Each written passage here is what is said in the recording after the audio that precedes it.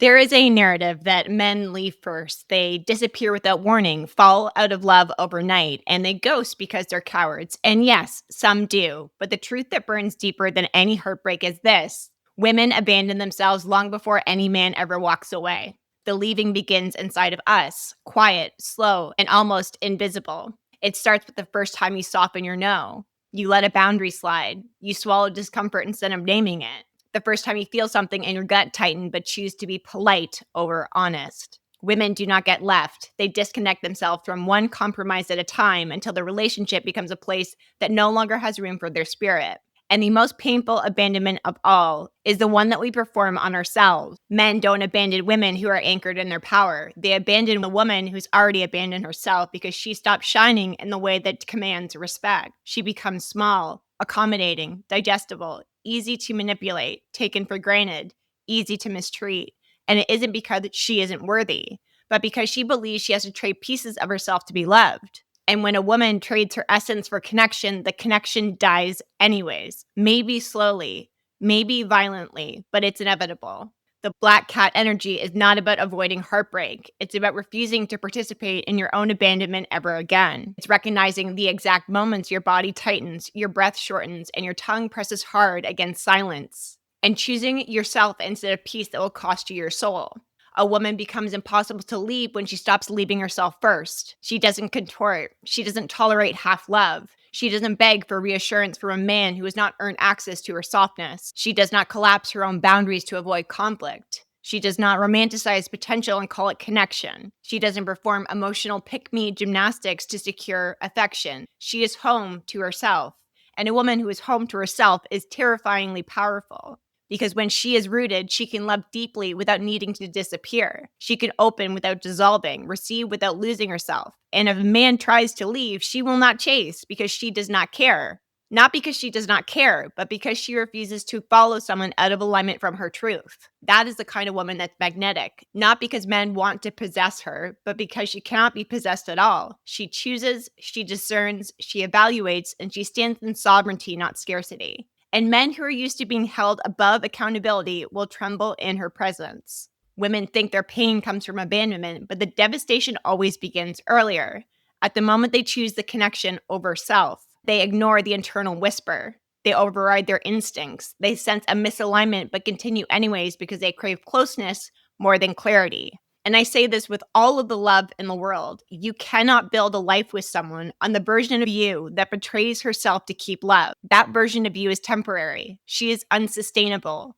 She will erupt eventually through resentment, numbness, rage that you cannot swallow. A woman abandons herself when she forgets she was whole before he arrived, that her power was never borrowed, it was her birthright. And she forgets she is not a guest in the connection, but the entire home.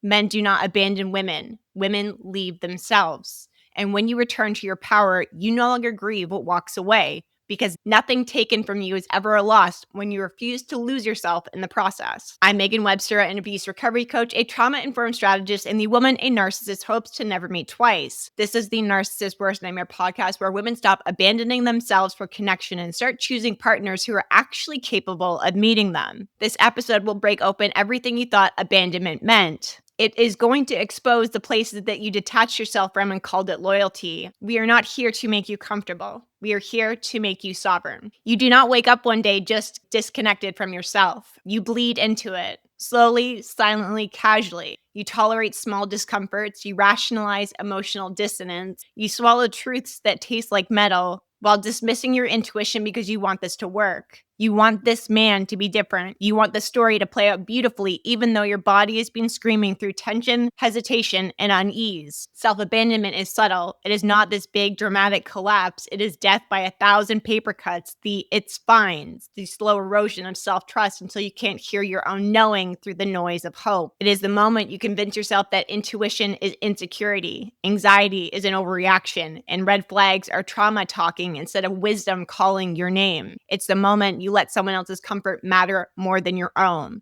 And one day, you will wake up feeling empty beside a man you call yours. You look at him and you realize you don't even know what you want from him anymore because you haven't asked yourself what you want from yourself in years. It was not his abandonment that broke you. It was every moment you silenced the parts of you that tried to save you from yourself. Black cat women do not lose themselves like that anymore. They feel the first abandonment pulse and they stop. They listen. They do not negotiate on their truth or override instinct, and they certainly do not trade their inner voice for conditional affection. They recognize that losing themselves for connection is not intimacy, it's self erasure. The core belief here is that abandonment happens the moment he leaves. The slammed door, the deleted number, the blocked social media, the silent fade out, and the conversation that cuts like ice.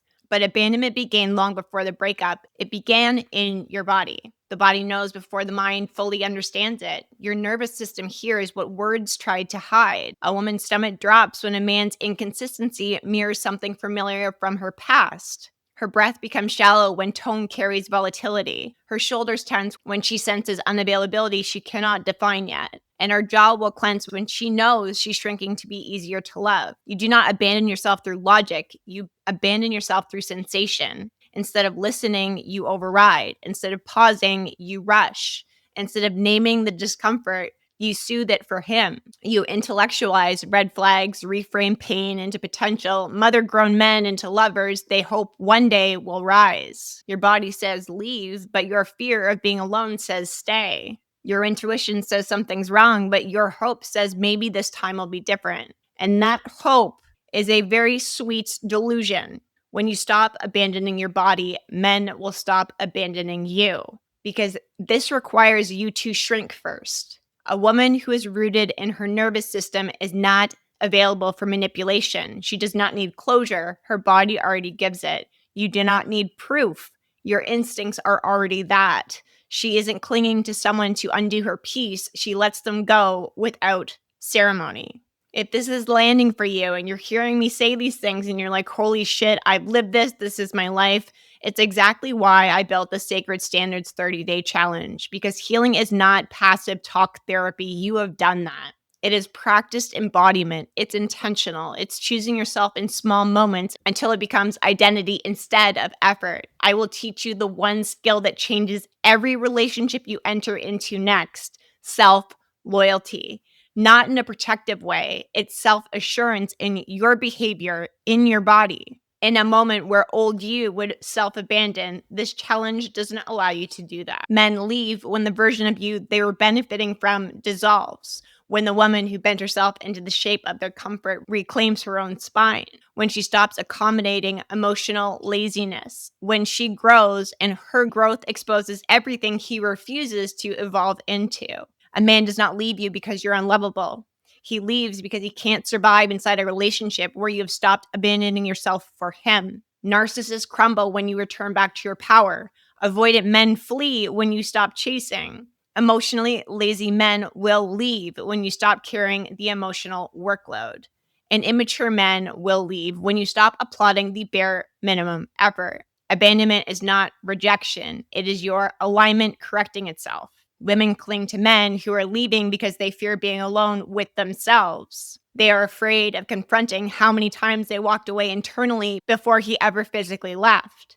But when a woman comes home to herself, she doesn't fear abandonment. She respects the separation, because that is a clear mind. Separation is direction. It's the universe rearranging what you thought you needed and showing you what you actually deserve. Black cat women do not collapse when somebody walks away. They exhale because they do not abandon themselves to keep anybody. Anything you don't betray yourself for is never a true loss. Hyper independence is a scar that looks like strength. It's armor disguised as empowerment. It develops slowly from years of being the only emotionally responsible person in the room, from relationships where vulnerability was weaponized, from childhoods where expression meant punishment, from partnerships leaning in meant bleeding out. Women who survive abuse and narcissists become hyper-independent not because they don't want support, but because support was never safe. They learned to self-regulate because nobody else regulated with them. They became providers because nobody else showed up. They grew spines of steel because gentleness was exploited. Their hyper-independence is not arrogance, it's evidence. But eventually, that armor becomes a cage. You are not meant to remain guarded forever. You evolve from hyper independence into intentional interdependence. She learns that strength is not measured by how much she needs, but by how deeply she can trust herself to hold boundaries even when she loves. She doesn't soften blindly, she does so selectively, and she chooses connection from her sovereign heart, not from hunger. You are not meant to be unreachable, you are meant to be unshakable. Hyper independence is fear dressed up. Interdependence is power, flexible, sensual, grounded, and discerning. A woman in her range knows she can stand alone, but she also deserves to lean, not to collapse, chase, or contort. She is soft enough to receive and anchored enough to never lose herself again. The mind will rationalize fantasies when it wants connection, but the body refuses to participate in fantasies. Your nervous system does not care how charming he is, how deeply you think he could love you, how beautifully he speaks, or how intense the chemistry feels. Your body is not seduced by words, it reacts to patterns. It notices inconsistencies before you consciously register them. It catches tone before your logic forms language. It stores history, compares it to the present, and signals danger through sensation before your brain understands the meaning. Women who are disconnected from their bodies don't lack intuition. Their intuition is screaming beneath layers of conditioning that taught them to ignore themselves. They abandon their instincts one override at a time. He cancels last minute, but you tell yourself he's busy. Your chest will tighten, but you override it. He says he'll call and he doesn't, and you just tell yourself he forgot, but your throat locks up and you override it. He touches you tenderly, but you feel something underneath that is sharp. Your stomach flips, but you override it. He apologizes in words, but nothing changes in his patterns. Your jaw clenches, but you override it. Women do not lose intuition, they numb it. Not because they can't feel, but because feeling means they'd have to act. When you understand how to adopt the black cat mentality, you will feel everything and listen. You follow the first pull of the intuition without needing an essay of evidence. You don't abandon your body to preserve a connection that is built on fantasy. Your intuition is not insecurity. It's your nervous system identifying emotional data faster than your mind can decode. Learning to trust yourself again is not about thinking harder, it's about listening sooner. The moment your body contracts, freezes, hesitates, something is happening for you. Truth is arriving. It's not panic, it's not paranoia, it's just data. Now, I know there's a version of you emerging who no longer negotiates with potential. You honor what's real instead of fantasizing about what could be. You don't offer softness to maintain connection. You offer softness where safety exists. You no longer beg for clarity because you're willing to walk away from what is not clear to you. You do not glue yourself to a spark and call it compatibility. You wait to see if the spark can sustain flame. Self-abandonment once felt like the cost of love because you learned to make yourself smaller for someone who could feel bigger. You learned to swallow discomfort and hold pain quietly so the relationship didn't break louder. You believed endurance was devotion, not realizing that endurance was actually survival. But this new version of you behaves differently. She listens to her instincts rather than silencing it. You've stopped contorting yourself into somebody more palatable. You do not need to have everything to be chosen. You choose yourself first, then chooses who is allowed to be beside you. This isn't hardness or closed heart energy. It is calibrated power, emotional discernment that does not collapse under longing. It's sovereignty that refuses to betray itself for connection. You are not auditioning, you are assessing. You are becoming the woman who never abandons herself again to keep from being abandoned by somebody else. If your softness used to feel like exposure, like opening the door for someone to walk straight into you and rearrange your self-worth, your vulnerability was not met with care, it was met with leverage. You learned love required effort, performance, and emotional acrobats, or the access to you was earned through suffering rather than safety. Softness became something you rationalized every time you looked into it because it felt like it took something from you. Softness is not the enemy. Your misplaced understanding was. When you pour softness into someone unequipped to hold it, it becomes erosion. And you learn to carry that erosion in your nervous system for years. Now your softness can return differently. It is slower, wiser, layered with discernment. It does not return as surrender, but as a reward to you listening to your body. Softness becomes a home you enter when you feel held, not a weapon you hand to someone who hasn't proven they can be trusted with it. There will be a moment for you that will feel like an awakening when you are no longer afraid of losing men, you're afraid of losing yourself. It's the shift from "I hope he stays" to "I hope I can hold myself through this." In that moment, dating is no longer a battlefield where you bleed to be chosen. It becomes a space of discernment where you walk, watch, feel, and decide. The woman you become here is dangerous to the old world because she can want someone deeply without needing them to validate her worth. She can desire connection and still walk away if it costs her self respect. She can love, but she no longer abandons herself inside of the loving. Where a man meets this version of you, he doesn't get obedience or anxiety or emotional turmoil in exchange for connection. He gets presence, awareness, standards, and a clear heart. He gets a woman who listens to her intuition like scripture. He gets someone who sits across from him with softness in her eyes and boundaries in her spine. He feels both warmth and power, both invitation and self sufficiency. You do not chase chemistry hoping it'll become commitment. You observe whether it does. You don't hand your heart over hoping he protects it. You watch how he handles access before you open the door. You are no longer a woman men win. You are a woman they meet, rise to, or fall away from. The right man will not be intimidated by that. He will be relieved. You deserve a love that meets you, not drains you. A love that holds softness without mistaking it for weakness. One that pays attention, not lip service. You are allowed to be the woman who feels deeply and chooses wisely. You are allowed to want connection without abandoning your intuition. You have to give yourself permission to require emotional maturity as a baseline, not a bonus. You are not asking for too much. This is the bare minimum for your nervous system to feel safe. You are now entering the chapter where you do not betray yourself, not even a little bit. If this episode cracks something open in you good, that means you're not just thinking differently, you are starting to become someone new. The woman who no longer fears losing love because she refuses to lose herself ever again. Now you know why men don't leave, women leave themselves. And you're done doing that. You've left the abuse, you've healed, and you are ready to date again. Only this time, it has to be safe, stable, and nothing like your past. The Sacred Standards 30-Day Challenge is where this shift gets to happen. It is built around practicing self-loyalty instead of collapsing into old patterns. You integrate one standard, one behavior, one nervous system recognition lead at a time rather than old instincts. By Christmas, you will feel steady, self-aware, and your body signals make sense to you. By January, your dating profile reflects who you are, and your dating conversations come from self-worth, not from wounds.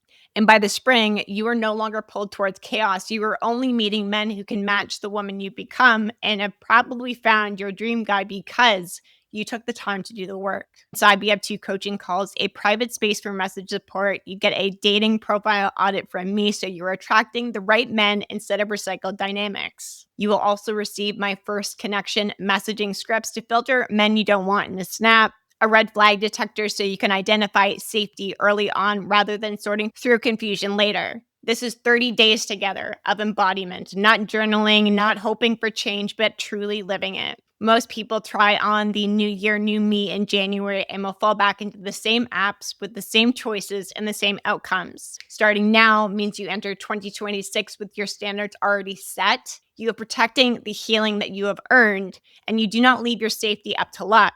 We start on December 15th. Clean slate, new patterns, standards raised. You are finished abandoning yourself for connection. Sacred Standards 30-Day Challenge is where your dating life will change forever. This is the Narcissist Worst Nightmare podcast where women in their healing do not aim to be chosen. They decide and the world adjusts.